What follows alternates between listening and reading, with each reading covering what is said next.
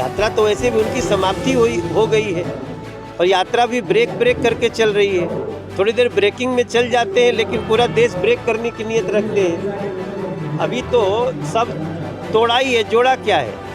किसी चर्च में मिले तो वो भारत का विरोधी पादरी थे, रास्ते में मिले कन्हैया कुमार जैसे भारत तेरे टुकड़े होंगे कहने वालों से भारत का दिल टूट गया। राजस्थान में आए तो किसी कांग्रेसी का मोबाइल तोड़ दिए, तो हंस तो तोड़ ही रहे हो बाबा। इस पे हम कुछ कहेंगे तो सब हंसने लग रहे हैं। और ऐसा किया जा रहा है कि लगातार जो है चाहे मेडिकल से अभी जो नए रूल बनाए गए हैं नया कोरोना को लेकर के जो मास्क नहीं लगा रहे हैं, ये यात्रा जो है अपनाने के लिए उसमें क्या कहेंगे? नहीं देखिए, मैंने भी परसों से अपना मास्क निकाल दिया है। हम आपसे थोड़ा 2 गज की दूरी पे हैं, इसलिए हम बिना मास्क के बात कर रहे हैं। हम जैसे ही भीड़ में जाएंगे हम सतर्क हो जाएंगे। हमने तो देखा है ना, अपने लोगों को मरते देखा है। अब हम भारत को तो ये कोई काल्पनिक कहानी तो है नहीं। और आज चाइना में 8 लाख के आसपास लोग मर चुके हैं, जो जानकारी आई है। तो इस नए वेरिएंट में अगर देश के प्रधानमंत्री, देश का स्वास्थ्य मंत्रालय, हम सभी, मैं एम्स कमेटी का चेयरमैन हूँ, अगर हम ये खतरा भांप करके सबको सतर्क कर रहे हैं तो कांग्रेस को इसको क्यों बुरा लगता है। लेकिन याद रखिए, कांग्रेस जब पहली बार भी नरेंद्र मोदी जी ने कहा था चलिए दिया जलाते हैं, थाली बजाते हैं, लोगों को जगाते हैं, तो कांग्रेस मजाक बना रही थी। जब हम वैक्सीन ला रहे थे तो उसको ये लोग मोदी वैक्सीन बोलते थे, आज उसी बीजेपी की वैक्सीन बोलते थे। आज उसी वैक्सीन को लगा के हम आप सुरक्षित हैं, वरना चाइना जैसा देश आज 7 लाख लोगों को खो चुका दोबारा। हम बूस्टर लगा रहे हैं, हम सबको कह रहे हैं कि आप भी बूस्टर लगाइए। तो कांग्रेस को इस तरह की बातें नहीं करनी चाहिए। ये कोई स्पेशली उनके यात्रा के लिए नहीं है। यात्रा तो वैसे भी उनकी समाप्ति हो गई है और यात्रा भी ब्रेक करके चल रही है। थोड़ी देर ब्रेकिंग में चल जाते हैं लेकिन पूरा देश ब्रेक करने की नीयत रखते हैं। अभी तो सब तोड़ा ही है, जोड़ा क्या है। किसी चर्च में मिले तो वो भारत का विरोधी पादरी थे, रास्ते में मिले कन्हैया कुमार जैसे भारत तेरे टुकड़े होंगे कहने वालों से भारत का दिल टूट गया।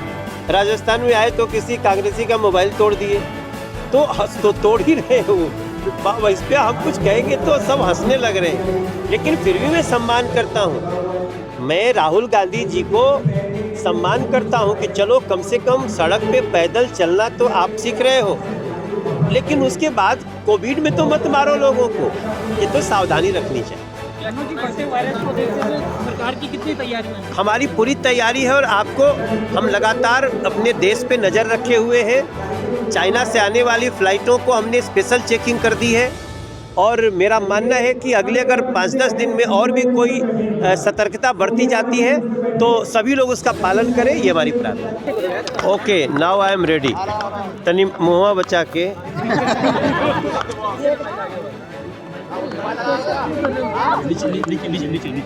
देखिए, आज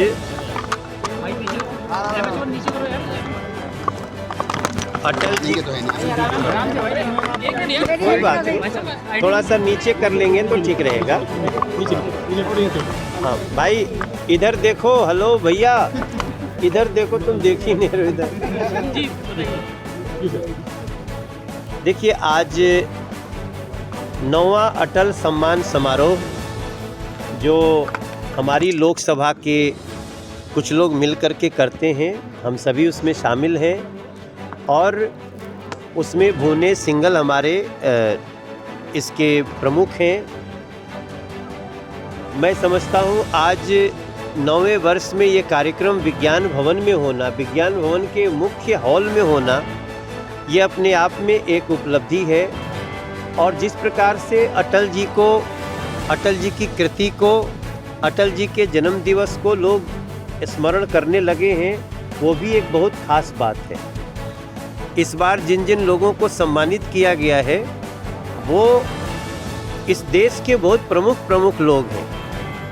दिव्या काकरान जैसा पहलवान, कन्हैया मित्तल जैसा व्यक्ति और भारत को युद्ध जिताने वाले ऐसे लोग, अधिकारी, समाज सेवी, कला जगत से लोग, तो ये सब कुछ आप सब मीडिया के लोगों ने उनको जो वीडियो उनका लिया होगा आप उनको बताएंगे तो लोगों को बहुत अच्छी जानकारी मिलेगी। भारत रत्न तो थे ही अटल बिहारी वाजपेयी जी, इसके साथ साथ वो इंसानियत के बहुत बड़े पैरोकार थे। उनके गीत आज भी आपको विपरीत समय में भी खड़े रहने की और मनुष्यत बने रहने की शिक्षा देते हैं। और उन्हीं के रास्ते पे चलते हुए आज भारत दुनिया की 5वीं सबसे बड़ी इकॉनमी बन चुका है। देखिए, कहने में तो बड़ा सहज सी लाइन लगती है, लेकिन पूरी दुनिया में ब्रिटेन को भी पीछे छोड़ करके, जिसने हमें 200 वर्षों तक गुलाम रखा, उसको भी हम इकोनॉमिकली पीछे छोड़ दिए हैं।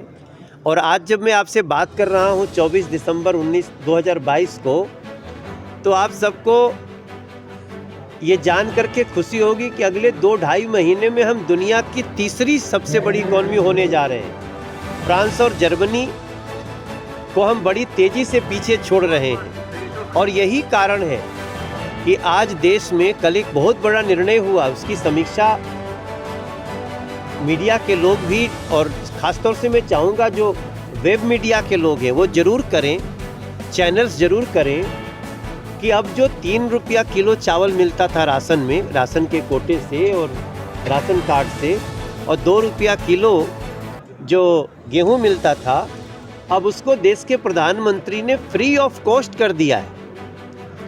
वो अगले साल 2023 के अक्टूबर तक अभी किया गया है।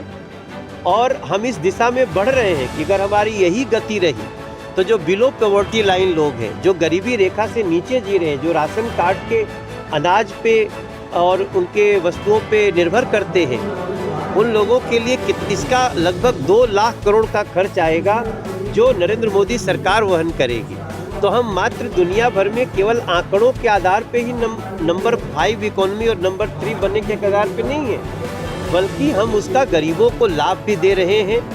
और मैं समझता हूँ ये सुशासन दिवस पे ये बातें भी याद रखनी आवश्यक है। आप सभी विज्ञान भवन में आए, बहुत बहुत धन्यवाद। कोई सवाल हो तो बताएं।